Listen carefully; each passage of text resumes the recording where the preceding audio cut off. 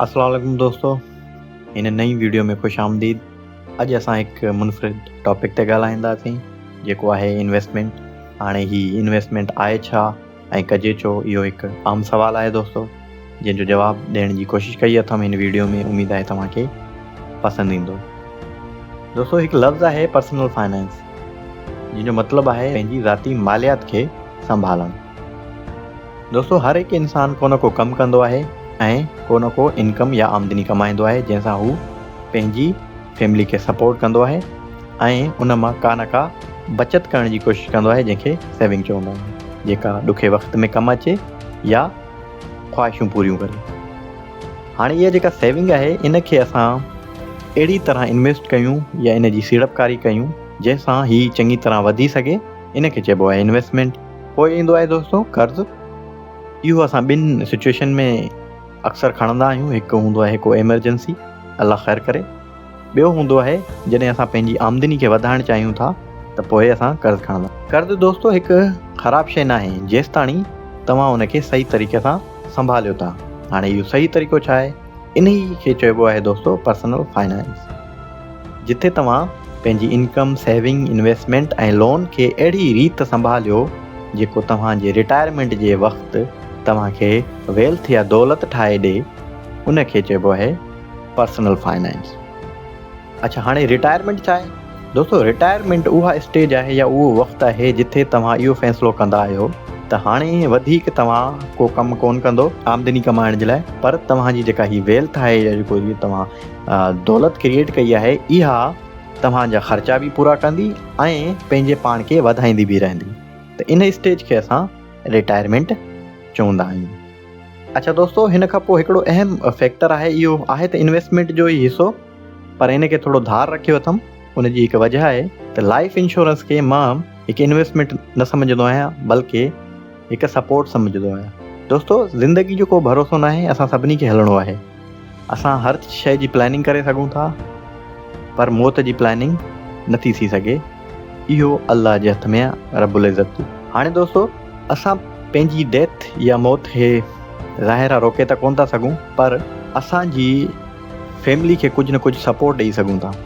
Life insurance उन ई शइ खे चइबो आहे दोस्तों।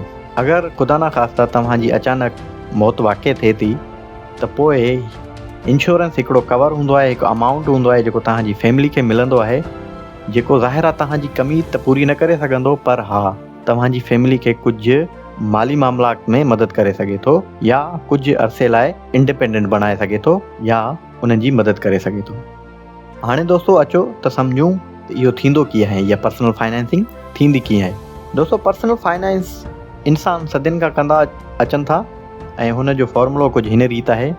असांजी इनकम आहे, उन इनकम मां असां पंहिंजा ख़र्चा पूरा कंदा आहियूं ऐं जेको बचंदो आहे उहा असां सेव कंदा आहियूं, या उहा असांजी बचत थींदी आहे। दोस्तों, इहो को ख़राबु फॉर्मूलो त न आहे, पर अॼु जे दौर जे तक़ाज़ा सां हिन खे थोरो तब्दील थियणो पवंदो। त दोस्तों, हीअ आहे हिकिड़ो नओं फॉर्मूलो, जंहिंमें तव्हांजी जेका आमदनी या जेका इनकम आहे, उन मां तव्हां डायरेक्ट पंहिंजी सेविंग खे धार कंदो, माइनस कंदो। अच्छा, जेको बची वियो उहो तव्हांजो एक्सपेंस आहे, मतिलबु नेट सैलरी उहा तव्हांजी बची वेंदी, उन मां तव्हां पंहिंजा ख़र्चा पूरा करण जी कोशिशि कंदो। मिसाल ॾेई सम्झूं था हिकिड़े इन मामले खे। लेट से अगरि कंहिंजी पघार जेका आहे या सैलरी जेका आहे उहा 18,000 आहे ऐं उन डिसाइड कयो आहे वर्ल्ड एवरेज जे हिसाब सां लेट से 10%, त 18,000 जो दोस्तों 10% थिए थो 1,800 रुपया, जेको उहो पंहिंजी आमदनी मां या इनकम मां डायरेक्ट माइनस कंदो, ऐं जेको बचंदो उहो तक़रीबन 16,200 रुपया हूंदो। उहो उन जो एक्सपेंस हूंदो या नेट सैलरी हूंदी, जंहिंमें हू पंहिंजा ख़र्चा, कर्ज़ा या ॿियूं शयूं पूरियूं कंदो। ऐं दोस्तों, हीअ हिकिड़ो आइडियल सिचुएशन आहे।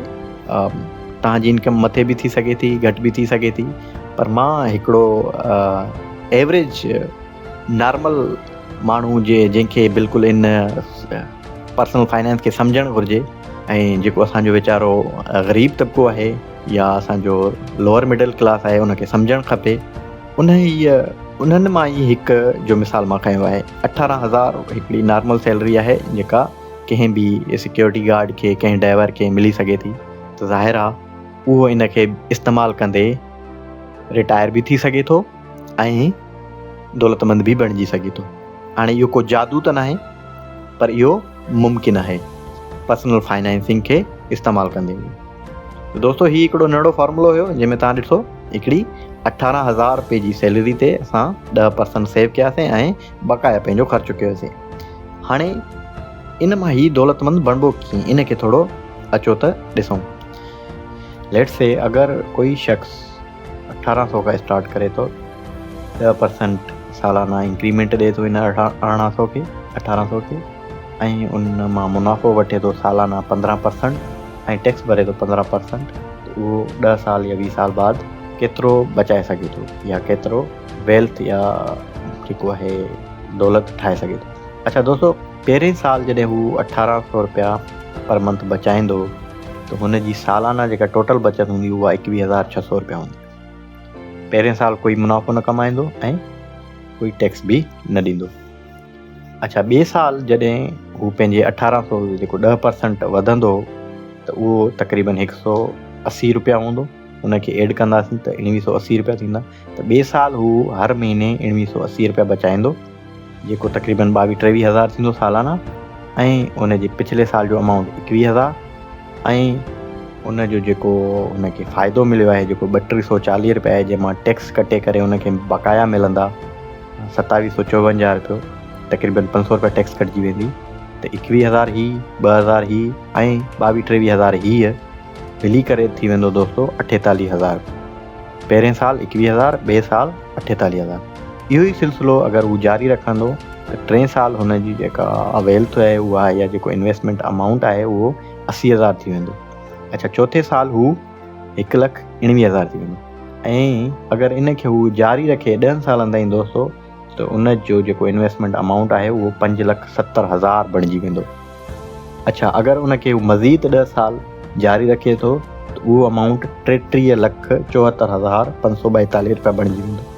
अच्छा दोस्तो, अगरि कोई शख़्स इन ई सिलसिले खे जारी रखे 30 सालनि ताईं त पोइ इन जे इन्वेस्टमेंट जो जेको अमाउंट आहे उहो 1,50,42,945 थी वेंदो। त दोस्तो तव्हां ॾिसी सघो था हिकु नंढड़ो अमाउंट जेको 1800 खां स्टार्ट थियो उहो तव्हांखे करोड़पति बनाए सघे थो। त इहो कमाल जेको आहे इहो कंपाउंडिंग जो आहे।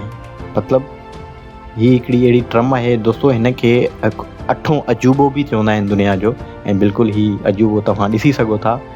हीअ तव्हांजे रेगुलर 1800 जी नंढड़ी हिकिड़ी इन्वेस्टमेंट खे करोड़नि में बदिलाए सघे थो। पर इन में जेको मेन फैक्टर आहे उहो तव्हांजो दोस्तो वक़्तु आहे। जेतिरो जल्दी तव्हां इन्वेस्ट कंदो, जेतिरो जल्दी तव्हां इन कंपाउंडिंग जे प्रोसेस खे शुरू कंदो त ओतिरो वधीक चांसिस आहिनि त तव्हां ज़्यादा दौलतमंद या ज़्यादा अमीर बणिजी सघो था। हाणे इहो जेको 1800 आहे इहो मां आइडियल रखियो आहे।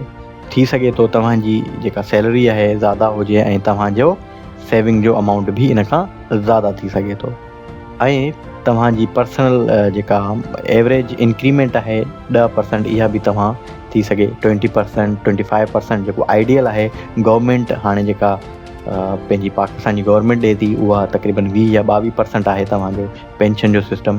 त तव्हां बि एतिरो 20-22% रखी सघो था। इहे ॿई तव्हांजे हथ में आहिनि त तव्हांजी सेविंग छा हूंदी, ऐं सेविंग तव्हांजी वधी बि सघे थी, ऐं तव्हांजो इंक्रीमेंट मंथली सालाना केतिरो हूंदो। अच्छा, रिटर्न बि बिल्कुलु दोस्तो हीअ मां आइडियल रखियो आहे 15%, पर तव्हां खे ॿुधी ख़ुशी थींदी त असां वटि कुझु अहिड़ा इन्वेस्टमेंट ऑप्शन आहिनि जंहिंमें हीअ रिटर्न जेको आहे हीअ 3%, 40% ऐं कॾहिं कॾहिं अगरि बिल्कुलु ई हालात बहितर थी वञनि त 80% ऐं 100% ताईं रिटर्न बि ॾींदो आहे। मतिलबु 1800 ते पूरा 1800 रिटर्न। त बिल्कुलु इहा ऑप्शन बि मौजूदु आहिनि, पर उन्हनि खे एवरेज अगरि कढंदासीं त उहो वरी बि हेठि ई लही ईंदो आहे। तक़रीबन एवरेज उन्हनि जो 20, 25, 35, 40 मैक्सिमम थींदो रहंदो आहे। अच्छा, हाणे उहे कहिड़ा कहिड़ा ऑप्शन आहिनि दोस्तो उन्हनि खे ॾिसूं था थोरो। इहे असां वटि कुझु ऑप्शन आहिनि जिते असां इन्वेस्ट करे सघूं था। पूरी दुनिया में इहे ई ऑप्शन आहिनि, ऐं इहे तक़रीबन सभई जेके आहिनि तव्हां 100 रुपए खां स्टार्ट करे सघो था, ऐं इन में तव्हांजी प्रॉपर्टी अची वई, तव्हांजी कंपनियूं अची वियूं, तव्हांजो गोल्ड अची वियो, तव्हांजो पेट्रोल अची वियो। तव्हां चाहियो त इन सभिनी शयुनि में इन्वेस्ट करे सघो था। हाणे अगरि तव्हां इंट्रस्टेड आहियो प्रॉपर्टीज़ में या तव्हां इंट्रस्टेड आहियो कंपनीज़ में स्टॉक्स में त तव्हां पाकिस्तान स्टॉक एक्सचेंज खे यूज़ करे सघो था। अच्छा, तव्हांखे अगरि स्टॉक्स वग़ैरह जे मामले में पढ़णो न आहे या सम्झणु नथा चाहियो, तव्हां चाहियो त असां किथे इन्वेस्ट कंदा रहूं ऐं कोई जेको हिननि मामलनि खे ॼाणे थो उहो असांजे बिहाफ ते या असांजे पैसे खे इस्तेमालु करे ऐं पोइ उनखे स्टॉक ते लॻाए या ॿिनि जेके ऑप्शन्स आहिनि उन्हनि में लॻाए करे असांखे हिकिड़ो नॉर्मल रिटर्न ईंदो रहे, तव्हां म्यूचुअल फंड में पैसा इन्वेस्ट करे सघो था। अच्छा, उनखां पोइ आहे दोस्तो सेविंग अकाउंट तव्हांजा नॉर्मल बैंक अकाउंट थी सघनि था। कंहिं बि बैंक में तव्हां पंहिंजो सेविंग अकाउंट आसानी सां खोले सघो था। अच्छा, उनखां पोइ आहिनि अगरि तव्हां गोल्ड या ऑयल वग़ैरह में इन्वेस्ट करणु चाहियो था त पोइ तव्हां लाइ पाकिस्तान मर्चेंटाइल एक्सचेंज आहे, उते तव्हां इन्वेस्ट करे सघो था इन्हनि शयुनि में। अच्छा, उनखां पोइ हिकिड़ो ॿियो ऑप्शन बि आहे दोस्तो जेको आहे क्रिप्टो करेंसी या फॉरेक्स, तव्हां इन में बि इन्वेस्ट करे सघो था। इहो हिकिड़ो नओं तरीक़ो आहे इन्वेस्टमेंट जो, पर इहो थोरो रिस्की आहे, हिन जो रिटर्न बि सुठो आहे पर ही थोरो रिस्की आहे, त मां तव्हांखे रिकमेंड कंदुमि वधि में वधि तव्हां 5% पंहिंजी इन्वेस्टमेंट जो इन में इन्वेस्ट करे सघो था। अच्छा, अगरि तव्हां प्रॉपर्टी में बि इन्वेस्ट करणु चाहियो था त दोस्तो इन जो ऑप्शन बि बिल्कुलु पाकिस्तान स्टॉक एक्सचेंज में हाणे आहे। अच्छा, हाणे रीट हूंदा आहिनि, असल में रीट हिकिड़ी कंपनियूं हूंदियूं आहिनि जंहिंखे असीं रियल एस्टेट इन्वेस्टमेंट ट्रस्ट चवंदा आहियूं। उहा हिकिड़ी कंपनी हूंदी आहे ऐं उहे छा कंदियूं आहिनि, उहे तव्हांजा फंड जेके बि कंपनीज़ जा आहिनि उहे उन फंड मां बिल्डिंग्स वठंदियूं आहिनि या ठाहींदियूं आहिनि ऐं उन्हनि खे पोइ किराए ते ॾींदियूं आहिनि या उन्हनि जो वापारु कंदियूं आहिनि, त उन्हनि खे रीट चइबो आहे। त उन्हनि जा बि शेयर तव्हां वठी सघो था ऐं उन्हनि ते बि तव्हां इन्वेस्ट करे सघो था। ऐं इहो सभु इहे जेके बि 5 ऑप्शन जो तव्हांखे नज़र अचनि था दोस्तो, इहे सभु तव्हां पंहिंजे मोबाइल सां आसानी सां एक्सेस करे सघो था। अच्छा, इहो कीअं थींदो, इन खे करण जे लाइ थोरो हिन चार्ट खे सम्झूं था दोस्तो। साम्हूं तव्हांखे नज़र ईंदो हिकिड़ो चार्ट, हिन में हीउ ॾिसो स्टॉक आहिनि, कम्यूडिटीज़ तव्हांजूं गोल्ड वग़ैरह आहिनि ऐं तव्हांजो इंश्योरेंस प्रोडक्ट थी विया ऐं म्यूचुअल फंड थी विया। अच्छा, इहे सभई सर्विसिस जेके आहिनि इहे तव्हां एक्सेस करे सघो था कंहिं न कंहिं मीडियम सां। हाणे जीअं अगरि तव्हांखे बैंक में पैसा रखणा आहिनि सेविंग में, त तव्हां कंहिं न कंहिं बैंक वटि वेंदो। अच्छा, ईअं ई तव्हांखे अगरि कोई इंश्योरेंस वठिणो आहे त तव्हां इंश्योरेंस कंपनी में वेंदो। अच्छा, अगरि तव्हांखे कंहिं म्यूचुअल फंड में पैसा रखणा आहिनि त तव्हां AMC एसेट मैनेजमेंट कंपनीज़ ॾे वेंदो। और अगरि तव्हांखे डायरेक्ट स्टॉक परचेज़ ऐं सेल करणा आहिनि त तव्हां कंहिं ब्रोकर वटि वेंदो। अच्छा, हाणे इहे जेके ब्रोकर थी विया, AMC थी विया, तव्हांजा इंश्योरेंस कंपनी थी विया या बैंक थी विया, इहे सभु हिकिड़ा रजिस्टर्ड नुमाइंदा हूंदा आहिनि जेके तव्हांखे हिननि प्लेटफॉर्म ताईं एक्सेस ॾींदा। अच्छा दोस्तो, तव्हांजे ज़हन में ख़्यालु ईंदो हूंदो त अगरि असांजा पैसा इहे इन्वेस्टर या ब्रोकर या बैंक खणी भॼी वञनि त पोइ छा कंदासीं दोस्तो। हीउ जेको SECP जो इदारो आहे, इन जे मातहत कुझु ॿिया बि इदारा आहिनि। इहो बिल्कुलु हिकिड़ो मैकेनिज़म आहे जंहिंमें तव्हांजा पैसा चोरी थियणु नामुमकिन आहे। पाकिस्तान जी गवर्नमेंट इन खे बिल्कुलु अहिड़े मज़बूत तरीक़े सां इम्प्लीमेंट करायो आहे जो अॻे ज़माने में थींदो हो, बिल्कुलु ब्रोकर या बैंक्स तव्हांजा पैसा खणी भॼी वेंदा हुआ, पर हिन दौर में हाणे इहो नामुमकिन आहे दोस्तो। अच्छा, इन खे सम्झंदासीं कीअं नामुमकिन आहे। असल में हिननि ब्रोकर वटि या बैंक्स वटि हाणे तव्हांजो डायरेक्ट एक्सेस ई न आहे। और अगरि तव्हां बैंक्स में पैसा रखो था त उन जो बि इंश्योरेंस थींदो आहे जेको SECP कराईंदो आहे बैंक सां। मतिलबु अगरि तव्हां 5-10 लख रुपया रखिया आहिनि ऐं का बैंक डिफॉल्ट करे वई या उन जा उहा लेट से भॼी वई त तव्हांजा जेके पैसा पिया आहिनि उहे इंश्योर्ड आहिनि, उहे तव्हांखे सिक्योरिटी एक्सचेंज कमीशन पाकिस्तान या स्टेट बैंक भरे ॾींदी। अच्छा, त बिल्कुलु इहो नामुमकिन आहे। हाणे अचो त सम्झूं उहे कहिड़ा कहिड़ा मेन इदारा आहिनि जेके इन शइ खे सिक्योर बणाईंदा। अच्छा दोस्तो, हीअ आहिनि इम्पोर्टेंट ऑर्गेनाइज़ेशन। उन खां सभ खां पहिरीं आहे तव्हांजो SECP security exchange commission Pakistan, जंहिंजी असां सभु ॻाल्हि करियूं पिया। उन जे मातहत 2 इदारा ईंदा आहिनि दोस्तो। हिकिड़ो हूंदो आहे CDC, ॿियो हूंदो आहे NCCL। CDC सेंट्रल डिपोज़िटरी कंपनी आहे, जिते तव्हां अगरि कोई शेयर वग़ैरह वठो था त उहे तव्हांजे इन CDC अकाउंट में हलिया वेंदा।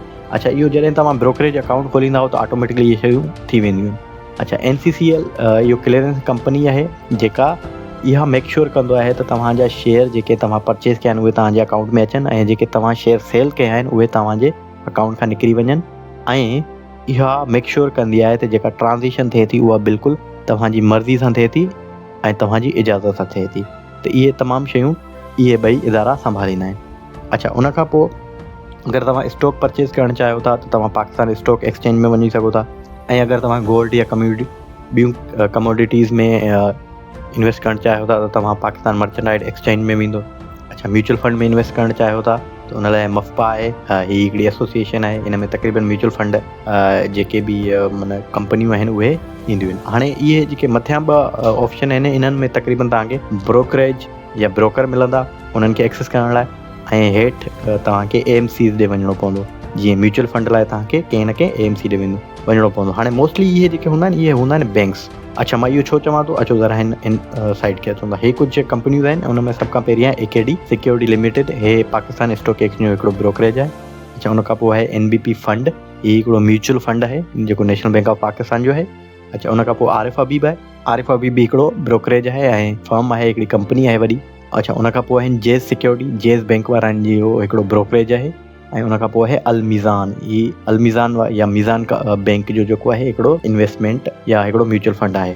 त दोस्तों, हिन में तव्हां मोस्टली ॾिसो NBP, जेज़ बैंक, मीज़ान या इन जहिड़ा ॿिया तक़रीबन बैंक जेके आहिनि उन्हनि जा पंहिंजा ब्रोकरेज बि हूंदा आहिनि ऐं उन्हनि जा पंहिंजा AMCs बि हूंदा आहिनि, मतिलबु एसेट मैनेजमेंट कंपनीज़ बि हूंदा आहिनि ऐं उन्हनि जा ई पंहिंजा बैंक बि हूंदा आहिनि। त तक़रीबन इहे शयूं जेके आहिनि बैंक ई इन कारोबार में पेश आहिनि या इन्हनि सहूलियतुनि तव्हांखे आसानी सां एक्सेस करे सघंदियूं, छो त इन्हनि ते ऑलरेडी सिक्योरिटी कमीशन जो जेको आहे एतमाद बहाल थियल आहे। ऐं पोइ बि इन्हनि काफ़ी शयुनि ते security exchange commission Pakistan watch कंदी रहंदी आहे। अच्छा, हाणे इहे जेके तक़रीबन सर्विसिस हुयूं, हाणे इहे एक्सेस कीअं कजनि, इन्हनि खे त अलॻि अलॻि, जीअं तव्हांजो AKD थी वियो, NBP थी वियो या आरिफ हबीब थी वियो या अलमीज़ान थी वियो, जेज़ सिक्योरिटी, हाणे त छा अलॻि अलॻि इन्हनि खे इस्तेमालु करण लाइ तव्हांखे अलॻि अलॻि अकाउंट खोलणा पवंदा? न, बिल्कुलु दोस्तों, ईअं न आहे। त हाणे CDC जो हिकिड़ो नओं पोर्टल आहे जंहिंखे असां सेंट्रल गेटवे पोर्टल चवंदा आहियूं। तव्हांखे वन टाइम हिन में अकाउंट ठाहिणो पवंदो ऐं पोइ ही तक़रीबन जेके बि तव्हांजा पाकिस्तान में ब्रोकरेज थी विया उन्हनि में तव्हांजा अकाउंट आसानी सां खोलाए सघे थो। अच्छा, कंहिं इंश्योरेंस खे अप्लाई करिणो आहे त उते बि तव्हां इन अकाउंट खे इस्तेमालु करे सघो था। अच्छा, म्यूचुअल फंड में इन्वेस्ट करिणो आहे त तॾहिं बि तव्हां इनखे इस्तेमालु करे सघो था। ऐं स्टॉक एक्सचेंज या मर्चेंटाइल एक्सचेंज ॾे बि वञिणो आहे, तव्हां इन ई अकाउंट खे इस्तेमालु करे सघो था। त हाणे ही हिकिड़ी लिंक आहे जेको तव्हांखे साम्हूं नज़र अचे थी, cgp.cdcx.com.pk। इन ते वञी करे तव्हां इनखे एक्सेस करे सघो था, या गूगल ते तव्हां सिंपल cdc.cgp लिखंदो तॾहिं बि ही पहिरीं लिंक अची वेंदी। CGP में ॿ तरह जा अकाउंट हूंदा आहिनि, हिकिड़ो हूंदो आहे तव्हांजो नॉर्मल अकाउंट ऐं ॿियो हूंदो आहे तव्हांजो सहूलियत अकाउंट। हाणे सहूलियत अकाउंट में तव्हां 10 लाख ताईं इन्वेस्ट करे सघो था ऐं नॉर्मल अकाउंट में का लिमिट न हूंदी। अच्छा, ॿिन्हिनि जे लाइ जेको रजिस्ट्रेशन जो प्रोसेस आहे उहो सिंपल आहे। अगरि तव्हां सहूलियत अकाउंट खोलायो था या नॉर्मल अकाउंट खोलायो था त तक़रीबन तव्हांखे ही शयूं रिक्वायर हूंदियूं। सभ खां पहिरियों तव्हांजो फ़ोन नंबर जेको तव्हांजे नाले ते रजिस्टर हूंदो, उन खां पोइ ईमेल जेको तव्हांजो Gmail थी सघे थो, बैंक अकाउंट अगरि आहे त तव्हांजो सैलरी अकाउंट न हुजे त बहितर आहे। अगरि कोई अकाउंट न आहे त तव्हां जेज़ कैश या मोबी कैश बि इस्तेमालु करे सघो था। अच्छा, उन खां पोइ आहे तव्हांजो आइडेंटिटी या CNAC। अच्छा, उन खां पोइ तव्हांजो फ़ोटो लॻंदो, तव्हांजे सिग्नेचर जो, सही जो या तव्हांजे अंगूठे जो कंहिं वाइट या छह पन्ने ते फ़ोटो। अच्छा, उन खां पोइ अगरि तव्हां नॉर्मल अकाउंट खोलाइणु चाहियो था त पोइ तव्हांखे हिकिड़ी शइ ॿी एक्स्ट्रा ॾियणी पवंदी। तव्हांजो सैलरी स्लिप हुजे, बिज़नेस जो NTN हुजे या लेटर हेड वग़ैरह अगरि तव्हां कोई कारोबार कयो था। अच्छा, अगरि तव्हां इहो न ॾींदो त पोइ तव्हांजो दोस्तों नॉर्मल अकाउंट नथो खोले सघे, बाक़ी सहूलियत अकाउंट तव्हां खोले सघो था, पर उनजी हिकिड़ी लिमिट आहे जेका आहे 10 लाख रुपया। त अॻिते हली तव्हां अगरि चाहियो था नॉर्मल अकाउंट में स्विच थियणु त उहो थी वेंदो आहे, को मसइलो न आहे। अगरि शुरूआति में त अगरि तव्हां आसान अकाउंट खोलाइणु चाहियो तॾहिं बि खुली सघे थो। जी दोस्तों, त हीउ हुयो इन्वेस्टमेंट जो टॉपिक जेको मूं तव्हांखे थोरो तकिड़ो डिफाइन करण जी कोशिशि कयमि, पर मूंखे लॻे थो वीडियो थोरी लंबी थी वई आहे। काफ़ी अञा शयूं आहिनि जेके तव्हांखे मां हिते सम्झाए ऐं सेखारे सघां थो। जीअं असां परसेंटेज जी ॻाल्हि कईसीं, बैंक्स जी ॻाल्हि कईसीं, सेविंग अकाउंट्स जी ॻाल्हि कईसीं, इन्वेस्टमेंट ऑप्शन्स जी ॻाल्हि कईसीं, त काफ़ी शयूं इन में अञा डिटेल ते सम्झण जोॻियूं आहिनि दोस्तों। पर दोस्तों, उन लाइ मूंखे पूरी हिकिड़ी सीरीज़ लॉन्च करणी पवंदी इन सॼे कोर्स जी ऐं तव्हांखे हिकु हिकु शइ बारीकी सां सम्झाइणी पवंदी। अगरि तव्हां इहो सिखणु चाहियो था त दोस्तो इन वीडियो खे शेयर कयो। अगरि हिन वीडियो में 1000 ताईं लाइक अची था वञनि त दोस्तो इनशाला मां हिन सीरीज़ खे शुरूआति कंदुमि ऐं तव्हांखे स्टेप बाय स्टेप सभिनी शयुनि जो तारुफ़ ऐं उन्हनि खे डिटेल में सम्झाइण जे लाइ हिकिड़ो पूरो कोर्स लॉन्च कंदुमि। तेसिताणी अल्लाह हाफ़िज़ दोस्तो।